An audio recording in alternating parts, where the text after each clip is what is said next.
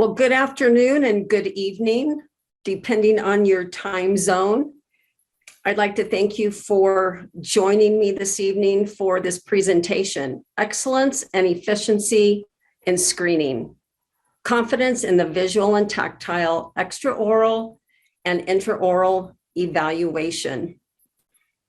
I'd like to thank VOCO for an educational grant, which allows me to share this presentation with you this evening. My name is Susan Cotton.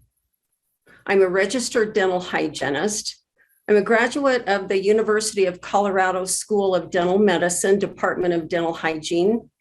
I'm an RDH Advisory Board and Regional Coordinator for the Oral Cancer Foundation, board member and oral cancer screening coordinator for Colorado Mission of Mercy, dental work group lead for HPV Free Colorado.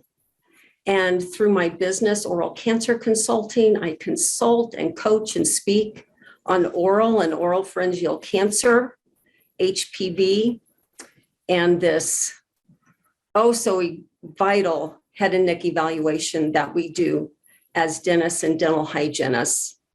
Thank you for joining me this evening. I have a question for you. Is this you? In the middle of your day, in the middle of an appointment, whether it be hygiene or restorative, a new patient appointment? This was often me. And you know, the more we know in dentistry, the more we have to do. And time is of the essence, because we also, while treating our patients optimally, we also want to be productive and make a living at doing this. In 2008, I found myself very productive as a dental hygienist. I'd been at my office for a long time, and I knew my patients very well. And I found myself assessing their risk for oral and oropharyngeal cancer, thinking some weren't at as much a risk as others. And what I did to save time, while I always screened, I would cut short the extraoral, intraoral, visual, and tactile evaluations. Sometimes I would palpate the floor of the mouth, sometimes I wouldn't. Sometimes I would palpate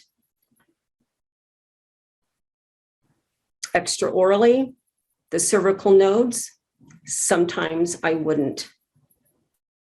It wasn't until I had a patient that year who had previously been diagnosed with HPV oropharyngeal cancer that I realized I needed to change. This patient and everything that she had gone through with this cancer made me look at this evaluation differently and my ethical responsibility. And so I knew I had to go back to what I was doing right out of hygiene school, that thorough hands-on evaluation, every patient, every time, regardless of their risk. And so I did. And I surrounded myself with experts in the field, head and neck oncology surgeons that I have worked with to gain confidence and thoroughness in this screening.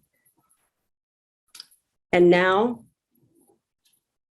when I'm pressed for time, I can still fit this in to my appointment. And so I hope to show you tonight how you can be thorough and efficient and confident in this procedure.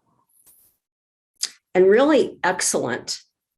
The definition of excellence is the quality of being outstanding or extremely good. And that's what I strive for every day in this. And I hope to bring this to you, because as dentists and dental hygienists, we're perfectionists. If we're 1 millimeter off, that's a huge deal to us. But we don't have anything in this screening that is perfect.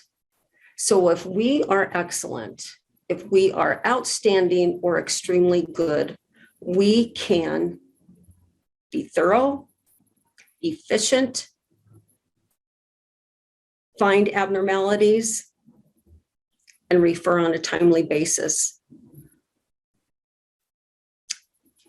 Here's a review of what we're going to do in this presentation. We're going to take a brief look at statistics and what our professional associations now say about this evaluation. We're going to spend the most of the time on that extraoral, intraoral, that EOIO.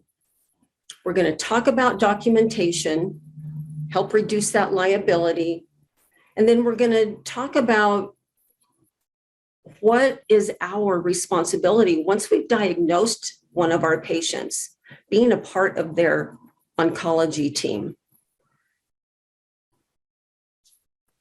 It was estimated that last year, 54,000 Americans would be diagnosed with oral or oropharyngeal cancer.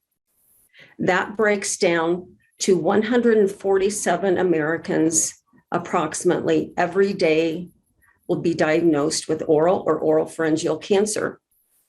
That breaks down to approximately 6 Americans every hour. So while we're together for this hour, 6 Americans will be diagnosed with oral or oropharyngeal cancer. And in 5 years, only a little more than half of those diagnosed will be alive. This cancer has a very high mortality rate. 1 person every hour of every day in the United States dies from oral or oropharyngeal cancer. Let's take a look at what our professional associations say about screening. In 2019, the ADA amended their policy on early detection and prevention of oral cancer to include oropharyngeal cancer and to cover all patients, meaning all patients should be screened, not just those previously thought to be at an increased risk because of tobacco and alcohol use. What we know now is HPV, the human papillomavirus, HPV-16, causes 70% of oropharyngeal cancers. And that's why this policy was amended. As has the American Dental Hygiene Association. They amended their policy in 2020, saying they support a comprehensive screening for oral and oropharyngeal cancer and any abnormality for all patients to achieve earliest referral for diagnosis. It's important for us as dentists and dental hygienists to know where our professional associations stand, because this is a guide for us as we provide treatment. So both associations say oral and oropharyngeal cancer. Let's review. Oral, that's that anterior portion of the mouth. The oropharynx, that posterior third base of the tongue and lingual tonsils. The palatine tonsils, soft palate, uvula, tonsillar pillars, back wall of the throat, and that glossotonsillar sulcus. So these really are 2 different cancers while they're in the same space, different cancers and different etiologies, and that HPV rarely causes cancer in the anterior portion of the mouth, in that oral portion. So just as with that perfect pitch and that perfect swing to hit that home run, there's different components that go with that. My granddaughter plays softball, and I learned a lot about all of the different things that it takes for her to make that perfect pitch and that perfect swing. Same with us in our screening. The screening really begins when we greet the patient. We start to assess them immediately. It includes an updated health, dental, and social history, asking those pertinent questions about signs and symptoms, assessing their risk. While we know tobacco and alcohol and now HPV, there are additional risk factors for oral cancer. That's a course all in its own. Updated radiographs are essential. And in this presentation, we're focusing on that extraoral and intraoral evaluation. For this extraoral review, we have 3 instructional videos that we'll be viewing. And I want you to remember that what's important is that all of the structures are screened and evaluated. What's not important is that you do it in the sequence and the order that it's done in these videos. So let's start with our first video. But first, loops and lights. I recommend loops and lights for the extraoral evaluation, and you'll see why. Positioning, best practices in positioning, that patient is sitting upright. They're not lying back in the chair, and we're standing. And adjust their height so it's at an optimal and ergonomic height for you. Let's take a look at our first video.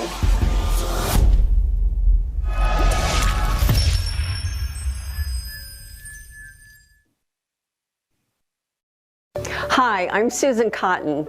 I'm a registered dental hygienist, owner of Oral Cancer Consulting, and developer of the Cotton Method, a comprehensive oral cancer office system designed to give dental professionals confidence when they are screening and reduce their liability.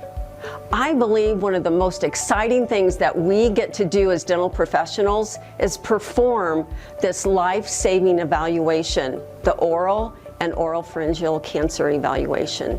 So join me as we do a review of this screening.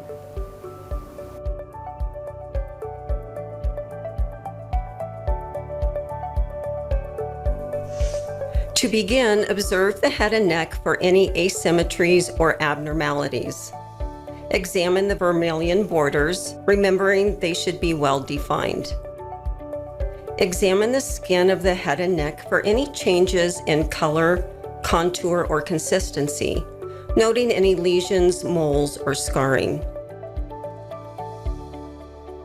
Examine the nose closely, the hairline, the part in the hair, and the ears. Ask the patient about a history of any sunburns, any personal or family history of skin cancer. When behind the patient, ask them to bring their chin to their chest. This is an opportune time to palpate the occipital nodes and the posterior auricular nodes.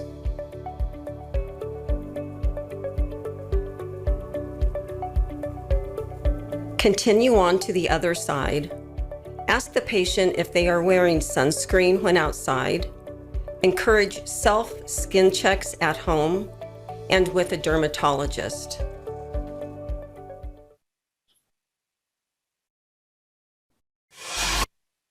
So why check the skin? According to the Skin Cancer Foundation, skin cancer is the most common cancer in the United States and worldwide. 1 in 5 Americans will develop skin cancer by the age of 70. Having 5 or more sunburns doubles your risk for melanoma. I've had 5 or more sunburns in multiple summers. I don't know about you. More than 2 people die of skin cancer in the United States every hour. Remember, we are not diagnosing. We are looking for any abnormalities that deserve referral to a dermatologist. On the lower right and lower left are some great links that you can go to that talk about what we're looking for when we're looking for any abnormalities in the skin. Here's a photo of a Mohs surgery that was done on a nose. The lesion that was there was 1 millimeter by 1 millimeter. It looked like a pimple, except it kept bleeding. and it was a basal cell carcinoma. What's important to note, while basal cell carcinomas don't typically metastasize, they do spread locally into structures. So it's important that these are removed on a timely basis. And you can see a 1 by 1 millimeter lesion, how much had to be removed to get clear margins. And that's what the Mohs surgery does, is it sometimes they have to go in multiple times to get clear margins from these lesions. The next photographs, I'll warn you, are even a little bit more graphic. This was sent to me by a dental hygienist. This woman went to her hairstylist, and the hairstylist said, hey, that lesion in your part, it doesn't look right. I think I'd have that checked out. Well, she did, and she was diagnosed with melanoma. Warning, a graphic picture here. Here's what it looked like after the Mohs surgery to remove and get clear margins from that lesion. And this is what the closure looks like. So while this isn't oral or oropharyngeal cancer, we can easily identify any abnormalities, talk to our patients. Are they seeing a dermatologist? Encourage them and refer them if they don't have one to see. Let's move on to our next video in the extraoral evaluation. Evaluate the TMJ. Have the patient slowly open and close. Evaluate for crepitus, popping, deviation, or pain on opening and closing. Have the patient clench their teeth, and with the pads of your fingers, using moderate circular motion, palpate the preauricular lymph nodes, parotid gland, and facial muscles, comparing right and left sides.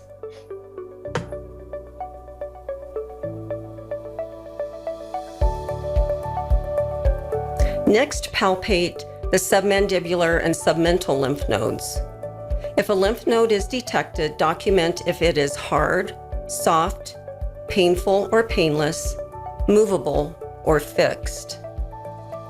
Roll the tissue over the mandible to aid in further evaluation for masses or swollen lymph nodes. Remember, it is the persistent, non-painful swollen lymph nodes that may be of concern.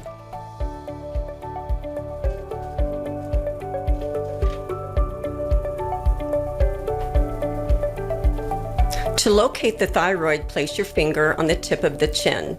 Bring your finger down to the first bony structure, the top of the thyroid cartilage. The next structure is the cricoid cartilage.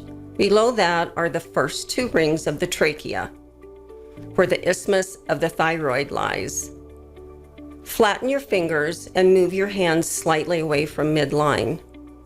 Ask the patient to swallow, evaluating for any deviation upon swallowing. Push the thyroid to one side and palpate with the opposite hand. And repeat on the other side, feeling for any masses or nodules, and comparing the right and left sides.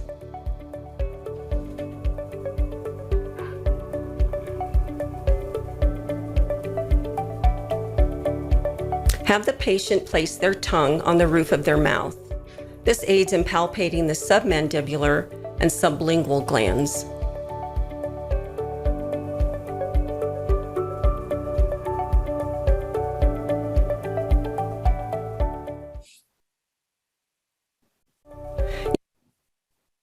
So let's review just a few things from that video. Here's a review of where the sublingual and submandibular glands are. And the submandibular glands, they're a little more posterior. So we want to palpate all the way back by that angle of the mandible. When assessing the thyroid, we're assessing for symmetry on those lobes. And remember that the thyroid lobes, they're like a butterfly shape. So we're feeling for symmetry, as you know, right and left, are they symmetrical?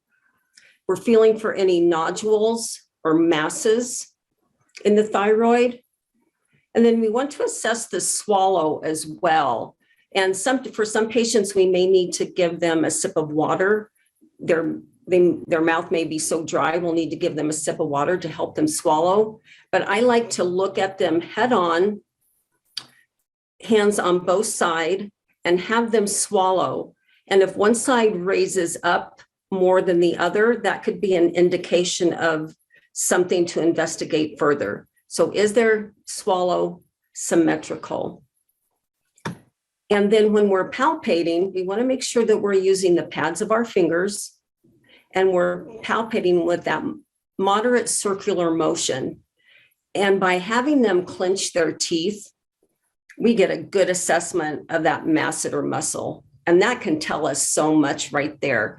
And what I want to point out is, while I have my oral cancer eyes on, I have other eyes on at the same time that I'm doing this assessment, and it makes it efficient and thorough. So if their masseter muscle is developed, you know what that's telling you. Bruxing, clenching and grinding. And we know now that that could be an indicator of maybe some airway issues. So if you're assessing airway and any myofunctional disorders in your practice, you can be assessing those things at the same time that you're doing this oral cancer screening.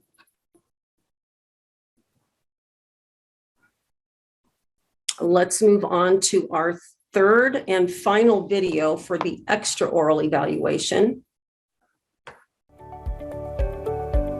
Next, have the patient turn their head to one side, rest their chin in the palm of your hand. This helps the sternocleidomastoid muscle to pop, aiding in palpation. Palpate the entire length of the sternocleidomastoid muscle, noting any masses or detectable lymph nodes.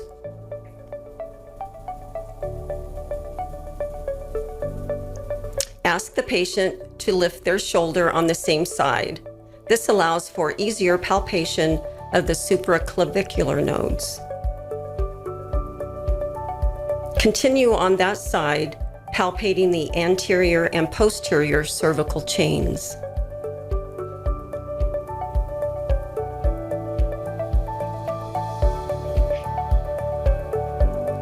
Repeat on the other side, evaluating and comparing right and left sides. While performing the visual and tactile exam, it is an opportune time to talk to patients about HPV, other risk factors, signs and symptoms, and the importance of self-exams at home in between their dental appointments. So if they notice any persistent signs or symptoms or abnormalities, they can contact you for further investigation.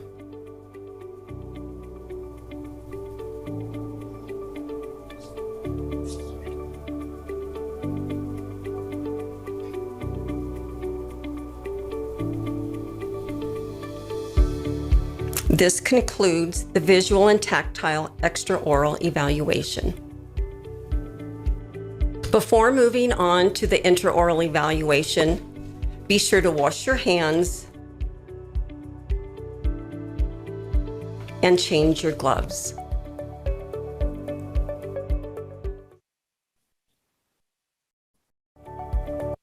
So let's talk about that section a little bit more. So it really is best practices to have the patient turn their head and drop their chin, have them rested in the palm of your hand. Again, it makes that sternocleidomastoid muscle pop, and we can evaluate and palpate optimally when they do that. This is especially helpful if somebody has a thicker neck, but really best practice for all patients to do that. And then to have them lift that shoulder. And if you do that on yourself right now, if you lift your shoulder, you palpate into those clavicular nodes, you can see how that opens that up, and we can get better access into that area. So I'd like to share with you information and a photograph or a radiograph that was sent to me by someone who took my course. And she started doing this procedure, having the patient turn their head and drop their chin down. And what she discovered upon palpation was a mass on the upper portion of the carotid artery. The patient had no awareness of it at all, hadn't noticed it. There was no pain, but it was hard on palpation. It was movable, maybe apricot in size. And you can see right here, it's wrapped around the bifurcation of that carotid artery.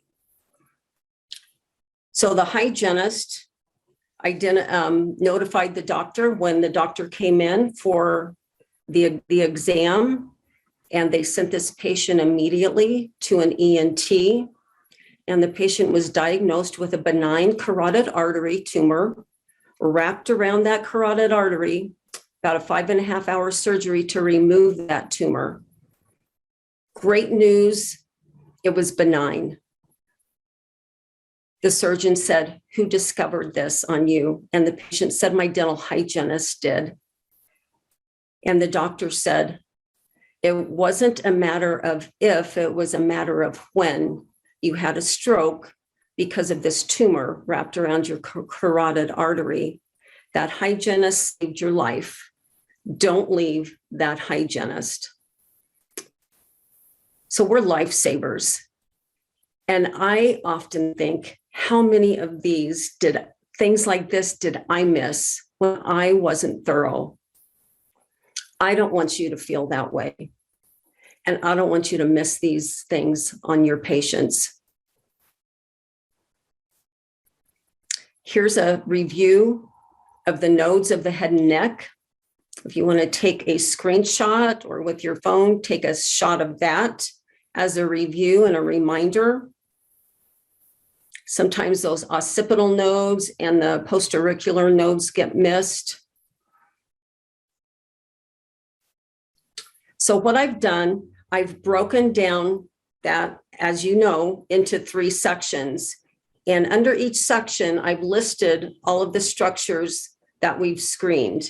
Go ahead and take a snapshot of this because you'll want this when you go back to your office to review your clinical templates for documenting what you've done in your head and neck evaluation. And remember, on the skin, we're not diagnosing. And really on anything we're not diagnosing, we're identifying any abnormalities that deserve referral. So let's move on to the intraoral instructional videos. And again, I just want to remind you, you don't have to do these in the sequence that these are done. It's just important that all of the structures are evaluated. And again, how closely are you looking? Loops and light, optimal lighting for that intraoral evaluation, and positioning for that intraoral evaluation is key. And what I've started doing is I don't lay my patient all the way back and I don't sit down yet. I remain standing. I put that patient at about a 45-degree angle and I adjust their height so I can see optimally, because now that we are evaluating that oropharynx, I found it difficult to really see that oropharynx thoroughly when I was seated. And when I'm standing up, I can even take a step in closer to that patient. And I can also see that opposite side posterior base of the tongue much better when I'm standing. So if you're not standing up and having the patient at that 45-degree angle, try this and see if this doesn't help you.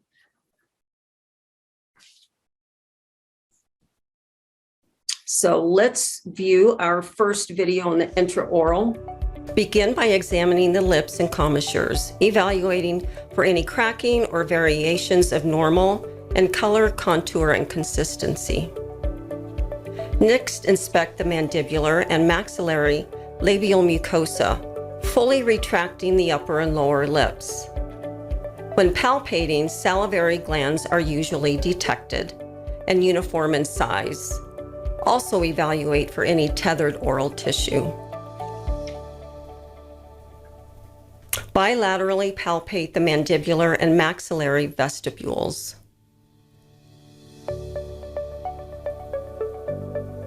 Retract the cheek to fully visualize the buccal mucosa and palpate between your thumb and fingers. Common findings are linea alba and lichen planus. Compare right and left sides.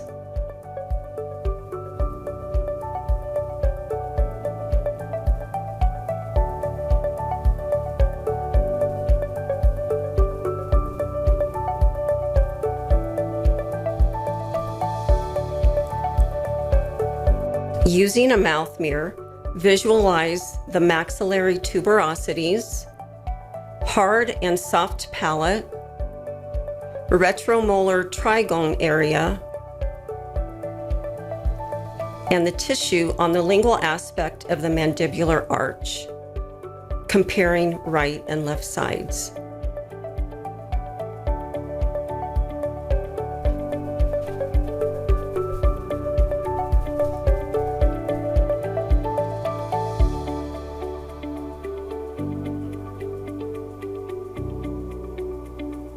Next, palpate the entire floor of the mouth, feeling for any lumps or masses and comparing right and left sides.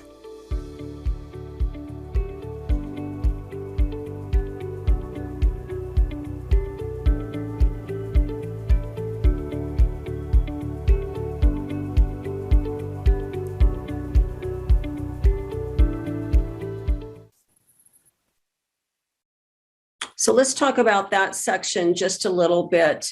So remember, when we're palpating the floor of the mouth, we're starting all the way back by that angle of the mandible. We're not just palpating that anterior portion, but all the way back, all side to side. Don't be afraid to pull out the lips to get a full view of that labial mucosa and fully retract that cheek to get a good look at that entire buccal mucosa. And again, remember, we've got several sets of eyes on when we're doing this evaluation.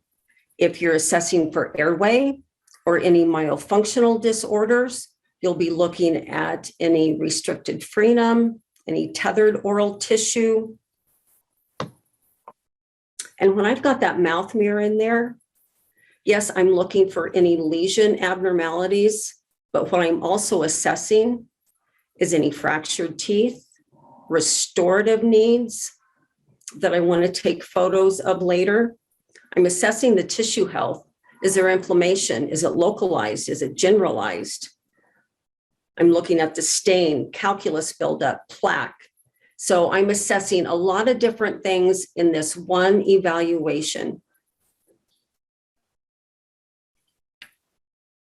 Thoroughness and efficiency, that's what we want. Let's take a view of the second video in the intro. Begin examination of the tongue, having the patient stick their tongue out, moving it side to side, and then to the roof of the mouth, checking the ventral surface and for any restricted lingual frenums. Next, palpate the lateral borders and ventral and dorsal surfaces between your fingers and thumbs, noting any lumps or masses.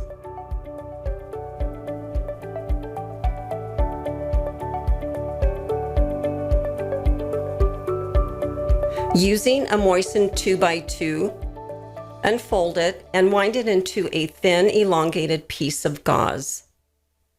Have the patient stick their tongue out and wrap the gauze around the tongue, pulling the tongue to the side and slightly up to visualize the entire lateral border, ventral surface, and back to the posterior third base of the tongue and lingual tonsillar tissue.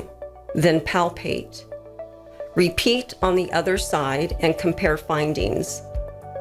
It's important to thoroughly examine the tongue and the floor of the mouth, as these are common areas for oral cancers, as well as the posterior base of the tongue, as it's a common area for HPV oropharyngeal cancers.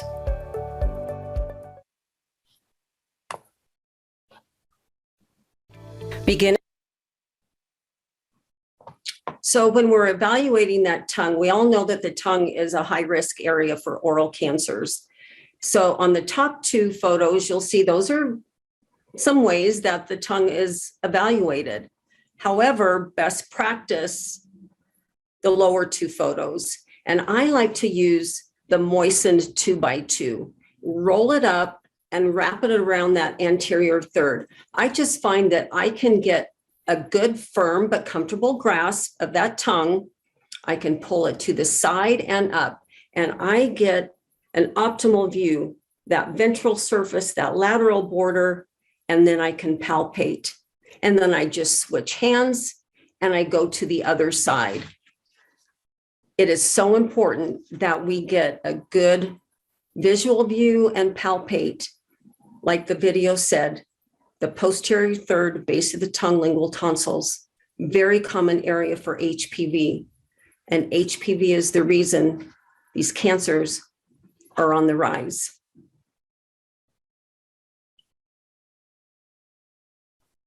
When we're evaluating mobility in the tongue, are they able to move it side to side and out and up?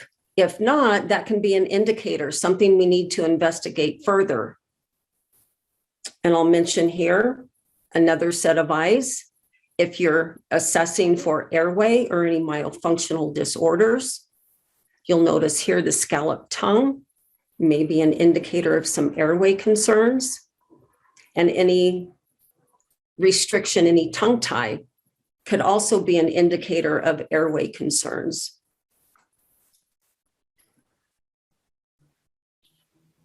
Let's review our last video in the intraoral. Next, dry the Wharton and Stenson's duct, and then stimulate, assessing for salivary flow.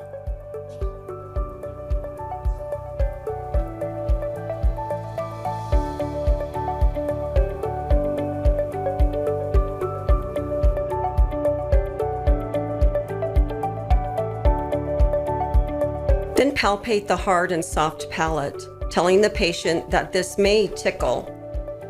Note if the palate is narrow or has a high arch. Palpate down the anterior tonsillar pillars into the glossotonsillar sulcus.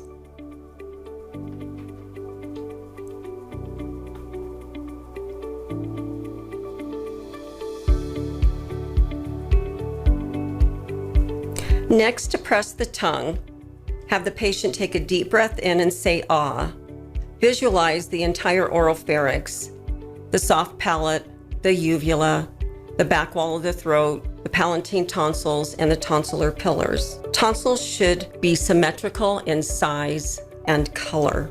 Document tonsil grade on both sides. Have the patient stick their tongue out and evaluate Mallampati score.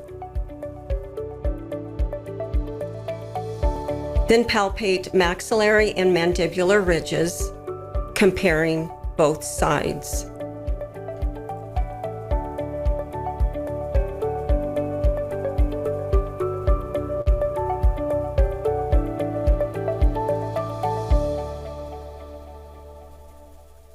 Have the patient close and evaluate their occlusion. This concludes the intraoral evaluation.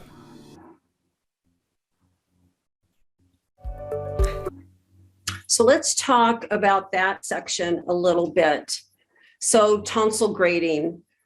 When I was in hygiene school, we assessed, did they have tonsils or did they not have tonsils?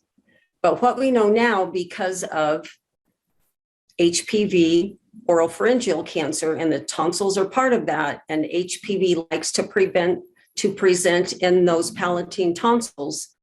Not only do we want to assess, do they have their tonsils, but are they symmetrical? and they should be symmetrical in size and color. And we want to document their tonsil grading. And we have it here, 0, 1, 2, 3, and 4. Now, what I want to point out is, if somebody has a tonsil grade on one side of a 4 and the other side of a 2, they're not symmetrical. It doesn't always mean it's cancer.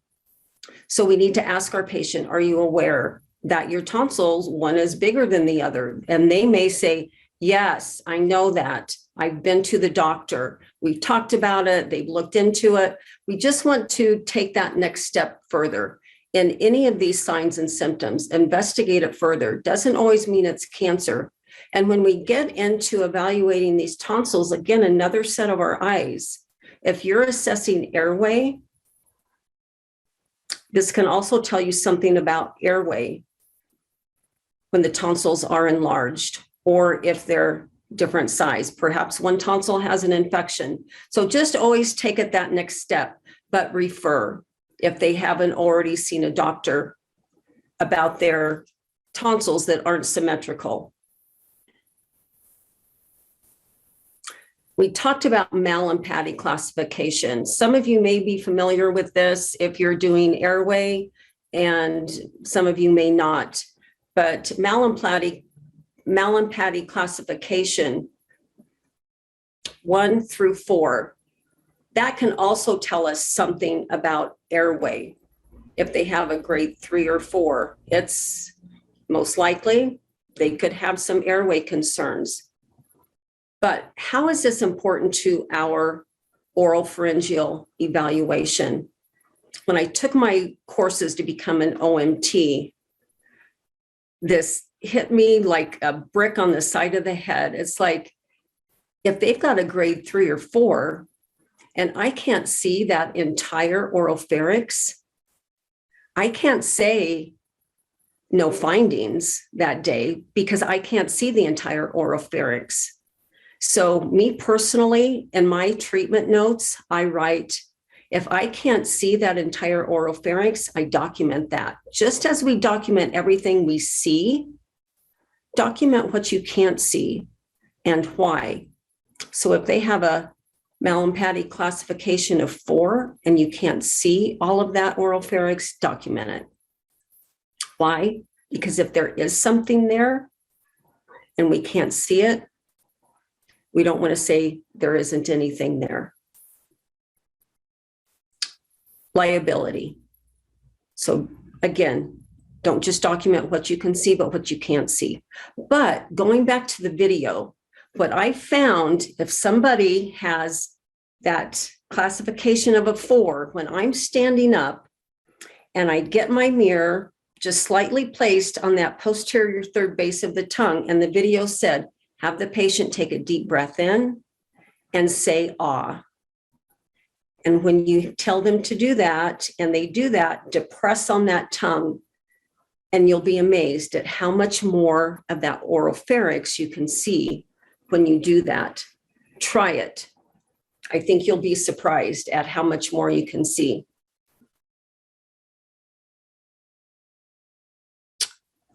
The glossotonsillar sulcus. So where is that?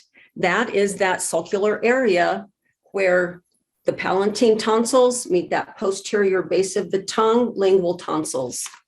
And we can visualize that optimally when we're standing up. And we could also palpate down into that area. And I know what you're thinking. Yeah, right, Susan. Not always. And that's true. Not always. There will be those patients, those gaggers, that we can't do that. But we want to do, just like we do everything we can do to get that PA of the third molar, we want to do everything we can do to visualize and palpate this area. It's easily palpated if they can stand it when you're palpating down that soft palate, the pharyngeal wall, and right down into that sulcus. It's best done when you're standing up. Or you can access it also when you're palpating the floor of the mouth. This middle picture, that is an HPV tumor that was identified in that glossotonsillar sulcus. So the best that we can do to visualize and palpate this area. And just talk to the patient, tell them, this is something new. What we know now is this is an area we need to take a look at as best we can, and just talk them through it, just like we do every other procedure. Okay, here's your breakdown of the 2 instructional videos on the intraoral. Go ahead and take a snapshot of this or a screenshot, a picture with your phone, whichever is best for you, because you'll want these structures when you go back to work and you're looking at your template for what you are screening. And we're going to talk about that documentation here shortly. So signs and symptoms. We know now there are signs and symptoms that we need to ask on the health history form and verbal inquiry with the patient. Persistent pain, mass or a lump, persistent swollen lymph node. That's usually those non-painful swollen lymph nodes we're most concerned about. Difficulty swallowing, persistent ear or jaw pain, usually unilateral when it's related to cancers, unexplained weight loss, sensation of something caught in the throat when they swallow and it won't go down, change in voice, hoarseness, cough, sore throat, numbness, persistence on these. These can appear to be just pretty benign, right?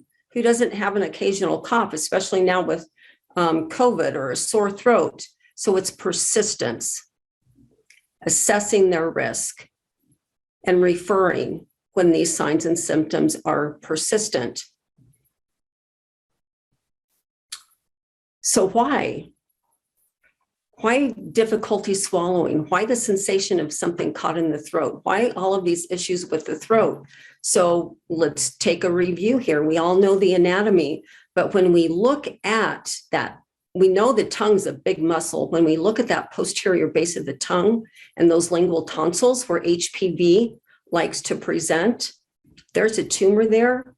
You can see they're going to have difficulty swallowing. It'll feel like something's there and won't go down. It can affect the swallow. It can affect all of those just tender structures there. Sore throat, cough. That's why those signs and symptoms need to be paid attention to by us as clinicians. So when we're looking for lesions, here we have, these are characteristics of suspicious lesions, variations of normal that we want to pay attention to. And especially in our higher risk areas, but also in our not so high risk areas. Because what we know now, this cancer is changing and we're finding them in other areas as well. And for a minute, I want you to forget about characteristics. It is persistence. Standard of care is if any lesion persists, any lesion sign or symptom persists for 2 weeks, it deserves a referral. Again, it doesn't always mean it's cancer. It could be another condition. And for an example, here are 4 different lesions, 4 different areas of the mouth. Some look a little more suspicious than others. They were all biopsied and diagnosed as squamous cell carcinoma. We do not have biopsy eyes, and we are losing this battle in oral cancer. So let's be on top of it. Let's have excellence in oral cancer. Screen thoroughly and refer on a timely basis. So you can take a snapshot of this. This is a template that I like to use when I'm documenting any findings. And I like to have it in the software, in the template, so I can just make check marks on things that I found, any characteristics, and do minimal writing as possible, again, to be thorough and efficient. And not only documenting here, but get out that intraoral camera and take a photo of any findings, whether you think it's suspicious or not. I like to encourage baseline photos of soft tissue, just like we take baseline photos of the hard tissue, the teeth. So we know from the very beginning, was there anything there?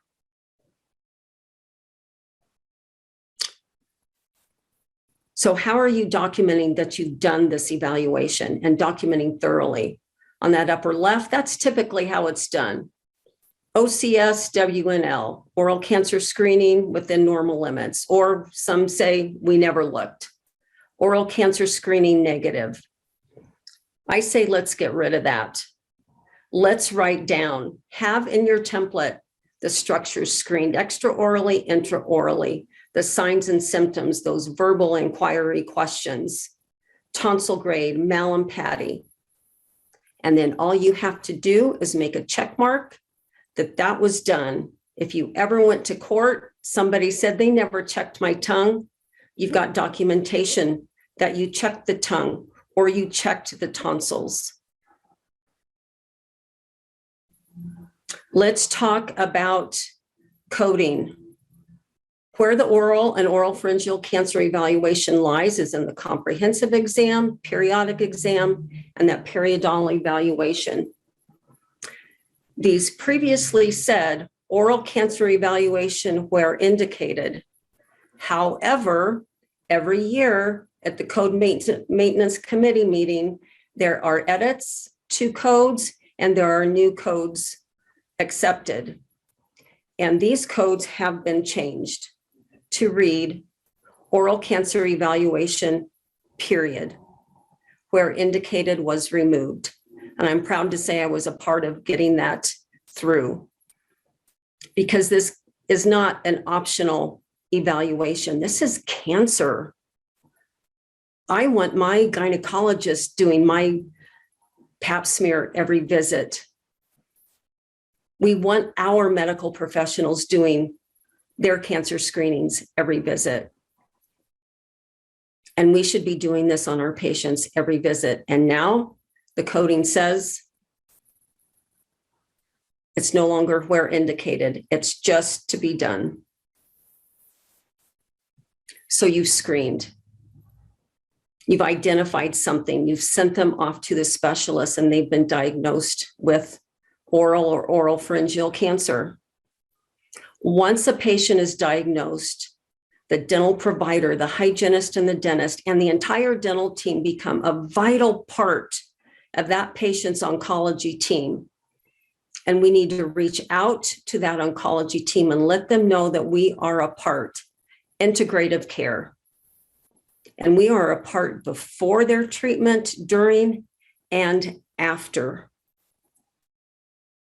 Here are some of the long-term side effects that occur from radiation therapy, which all of these patients will go through. And while we can't so much affect change in these are the two that we're most familiar with in the head and neck patients: rampant decay and severe xerostomia. They will need a myriad of products to help with their oral side effects. They'll need mouth sprays, moisturizing mouth sprays to carry with them throughout the day. While they're encouraged to drink water, sometimes drinking too much water can actually wash away what little saliva that they do have. So they need something that they can tolerate and carry with them, and an optimal mouthwash for them to use to help with that dry mouth and that moisturizing as well. Fluoride treatments in office and at home, the MI-PACE, excellent product. What I've discovered for me that I like for my patients most optimally for their use at home, which they need to do, is the Ramin Pro. It's a water-based paste and it's void of milk protein for those that have a milk allergy. And it has the three, I call it the triple threat. It's three components: the hydroxyapatite, the sodium fluoride, and the xylitol. They're proven to protect against demineralization and erosion, desensitize the teeth, and decreases the sensitivity, which these cancer patients have extreme amount of, neutralizes the acids, prevents erosion, and it comes in a variety of flavors, which I think is so important because with these cancer patients, mint isn't always optimal for them. For a lot of them, they can't use mint. And it inhibits the growth of the caries-causing bacteria. The hydroxyapatite fills those superficial enamel lesions. The xylitol has a bacteriostatic effect. And the fluoride fills in those open dentin tubules. So these three key ingredients are really essential for these cancer patients to help them. And again, with the multiple flavors, it helps them. But you're going to need a variety of products, not just the Riemann Pro, because what we find with these cancer patients is sometimes they'll be using one thing that's working well for them, and it might be the taste or just that product stops working for them. So we need to have an arsenal of products for them to try.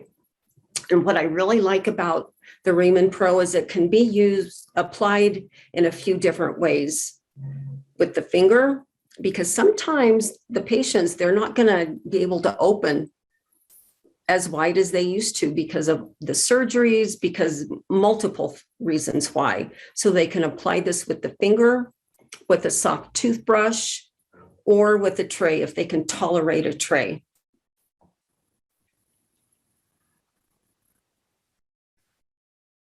So my call to action for you is to screen every patient, every visit, regardless of perceived risk and regardless of their age. Screen from that very first visit when they're a little person. And we're not going to tell them we're going to do an oral cancer screening. We're going to say, hey, buddy, I'm feeling for marbles under your chin. Stick your tongue out at me. We're going to make it fun, just like we do other procedures. And I want to say, when your team sits in your chair, perform this on them as well. Just because we are in dentistry doesn't mean that we're immune to this cancer. Most of us have heard about the young dentist in Canada who lost his life to oral cancer. I know a hygienist who lost her life to oral cancer. So this procedure isn't just for our patients, it's for our team and it's for our family. Calibrate your providers on this screening.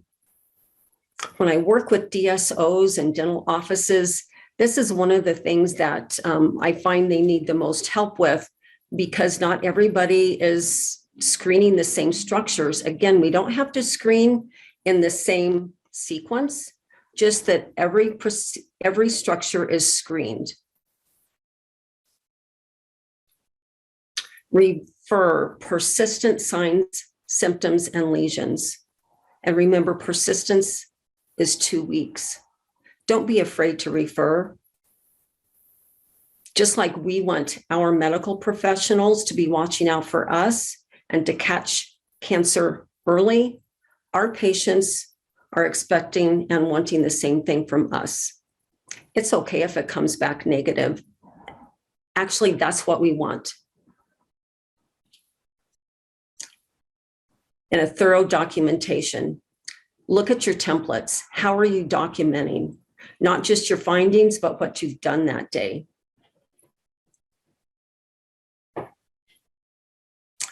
Thank you for joining me this evening. And I hope that you find excellence and efficiency in screening. You can reach out to me through, if you have any questions or concerns, through my email, through my website. I'm on LinkedIn, I'm on Instagram, and I'd like to thank VOCO again for your educational grant to bring this vital information to the dentists and dental hygienists who have joined us here tonight.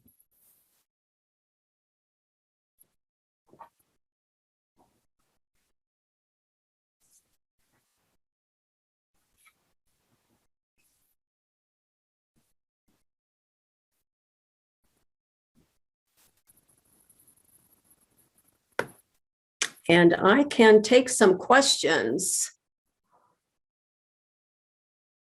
Could you explain more about the persistent non-swollen lymph node being more concerning? Yes, because typically those lymph nodes that are painful and swollen, they are draining infection like flu or cold.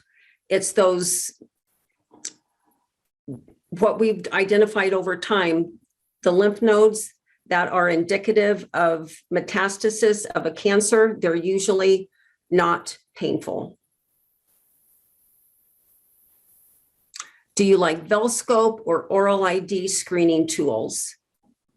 The adjuncts are good. They come after we've done this thorough evaluation. What do I like? I think they're both good. It's the same thing as asking, what instrument do you like to scale the lower anteriors? What instrument do you like to scale the buccal of number 14? It really is provider preference. So I would say try them both out and see which one you like, which one your office likes, because it's the one you'll use.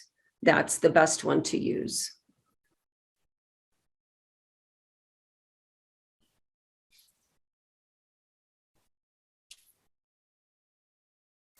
Let's see. Says, can you show the extraoral structure slide again? Could you show the intraoral slides again? If you will email me, I will send you a photo shot of that. And the summary page, I think that might be the same thing. So if you want any of those summaries, email me and I'll send you those via email, because right now I can't get back to that slide. I don't think I have the ability to do that. There's a lot of questions for that. So maybe if I can, I'll go back and show those.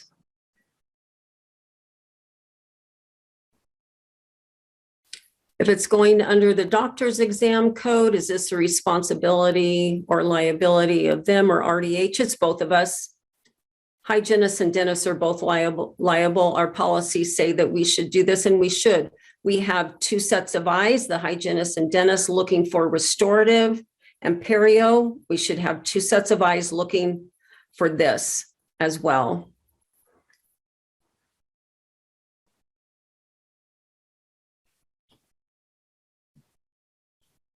What if we spot a suspicious area and the dentist does not share our concern and does not want to refer? That's where we need to, just like we do everything else, have office policies, and we need to have these conversations ahead of time. And one thing I recommend is going into the dentist and the dentist, if it's the hygienist, vice versa, saying, I feel concerned. And it's not accusatory. It's having that conversation. I feel concerned about this patient and this abnormality. And I think it's because blah, blah, blah. What I would like is for us to get on the same page and then have that respectful conversation with your colleague.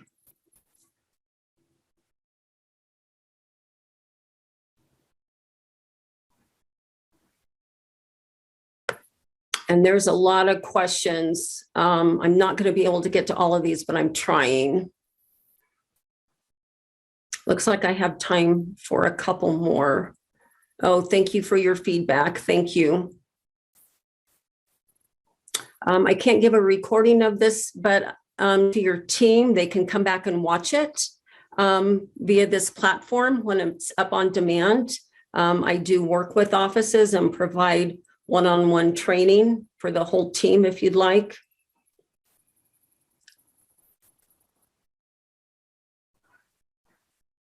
Who is the best provider to refer with an extraoral, intraoral finding? Great question. So I think we need to utilize our ENTs more if it's in the oral pharynx. ENTs, or if you have any head and neck specialists, refer to them. I know when I've worked with ENTs and head and neck specialists, they really don't want to see the lesions that are in the anterior portion of the mouth. They would rather see those go to the oral surgeon. However, I do know some ENTs that will see those, but check with those who you're providing the referrals to and what they prefer to see and what they prefer not to see. Okay, one more question, and then we need, will the video be available for review? Yes, it'll be on this site and you can review that.